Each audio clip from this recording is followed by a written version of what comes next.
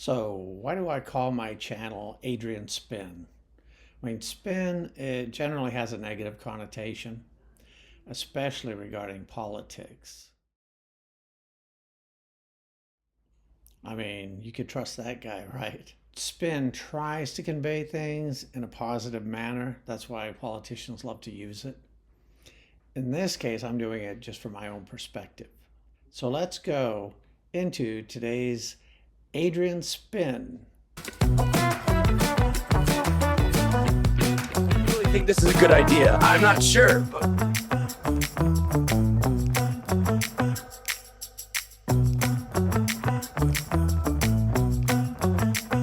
While I'm doing these videos, and I'm planning on doing several, what I plan to cover as far as my topics are concerned might seem a little bit varied, but they're really all connected. One is the destruction of the family, specifically here for America, but really it's happening all over the world. Dropping birth rates, also happening all over the world, except in like two places, a couple of countries in Asia, and then sub-Saharan Africa. Relationships between men and women, options for finding a traditional woman, which that's what I did. My experiences, and believe me, I have a lot of them. I've been online dating pretty much since it started because my divorce was in like 2000. And so it's, been what, 25 years since then. My wife and I have been married for almost 8 years. So anyway, I also have a couple of friends, and they are married to a couple of women from the Philippines. They've been married longer than me, so their marriage has been working out great. So that's kind of going to be a running theme in the background, several of the videos that I do. I'll also cover any other topics if they're related. My sense of what I'm trying to do here is not dwell as much on the negative. I kind of, in the beginning of my videos, I'll start out kind of with some of that because I'm trying to deliver what is going on out there in the manosphere, red pill, all of that sort of thing. But then come in with some positive things that might provide solutions for people. So that's really what my goal is behind my channel. One of the things that's adding to that is that society has been very focused on kind of pumping up the um, accolades of women. And I realized when women came into the workplace and everything, they kind of struggled. They struggled to get the kind of jobs they wanted, that sort of thing. But that really hasn't been the case for like the past 20, 30 years, because I've been in the workforce since the 70s. And, women are almost half of the workforce, I think like 49%, 48%.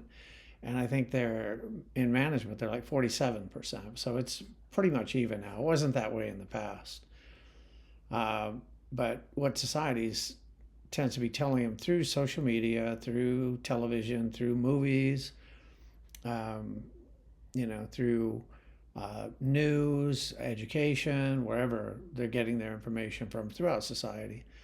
Uh, and some people feel like, well, it's become more gynocentric, that it's focused more on women. And in fact, women are almost 60% of everybody who's going to college. And yet they still have scholarships that are designed specifically for women, and they don't have the same scholarships specifically designed for men. So there's many things within society, divorce court, things like that, that tend to work against the man. Women get children like, between 80 and 90% of the time, depending on where you're at, what state you're at, that sort of thing. But it's still the vast majority. So anyway, my intent is to focus on men's experiences, since obviously I know much more about that than I do from a woman's experience. And what men can do if they really want a rewarding experience in their relationship goals. And unlike some channels, I won't focus on doom and gloom scenarios. Those leave men with only the option of a solitary life as far as relationships. I mean, you can have friends and activities and things you do, go to the gym, hobbies, stuff like that.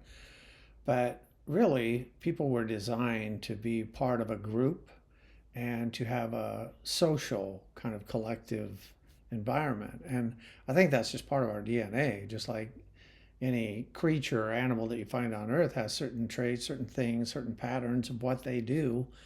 And I think that doesn't change with people. I think we have certain needs and desires. So I think people can't just somehow think, well, I can turn that on, turn that off, because you have innate desires that need to be fulfilled. And, that's from an early age. Men chase after women. Women want to be pursued by men. Of course, it's a little different for them because there's some men they don't want pursuing them. But so I want men to be able to, start their own family if that's what they want to do. I know some men have just given up and they have no plans of doing that. But I really feel like even here in America, you have more women starting to consider going more traditional because they know that there's too much infighting, too much tension, and world view that's different between men and women in society, whether you're dealing with politics, culture, whatever.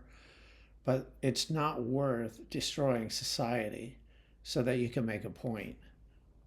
So somewhere we have to meet in the middle. And I think that with the way things are going in our economy, all the layoffs that have currently been going on, will be going on, will keep going on. AI and robotics is going to be replacing people. So, if you don't have somebody that you're with that's working when you get laid off, where does that leave you? Are you going to go back home? Are you going to live in mom's basement? I mean, what's going to happen? So you're really better off, especially when times get harder, the more people you have around you. And it doesn't necessarily just have to be a husband or a wife. It could be just close family members. There are 10 kids in my family. So, we have a lot of different opportunities if things go bad or whatever. But, for most people, they don't really have those kind of options. So I'm just looking at it from a more positive perspective. There's really just one last thing that I wanted to bring up, and that's that on dating sites, they did some surveys. You can Google it yourself and see that it's true. That women in general tend to see 80% of men as unattractive. And to me, that's unfathomable, because really, if you're using a scale of just attraction that, society in general, people might consider certain people more attractive, middle of the road, less attractive. It's like 1 to 3 would be considered unattractive, probably by most people. 4 to 6, maybe even 7 would be considered average. And 8 to 10, those would be considered really good looking people. Those are the ones that people are desiring.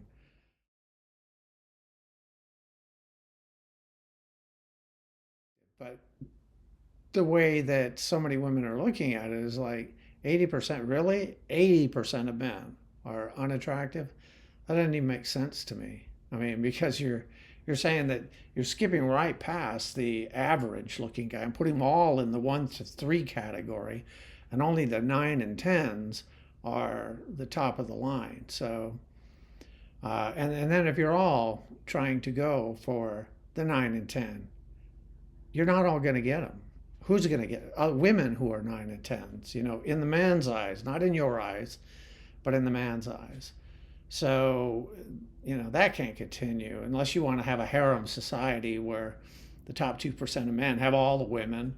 But how's that going to work out anyway? It's like, I don't see a realistic way that works out. So if you like the video, comment down below, hit the like button, share, and subscribe. Anyway, I appreciate you coming by, and I will see you on the next one in Adrian's Spin. I really think this is a good idea. I'm not sure, but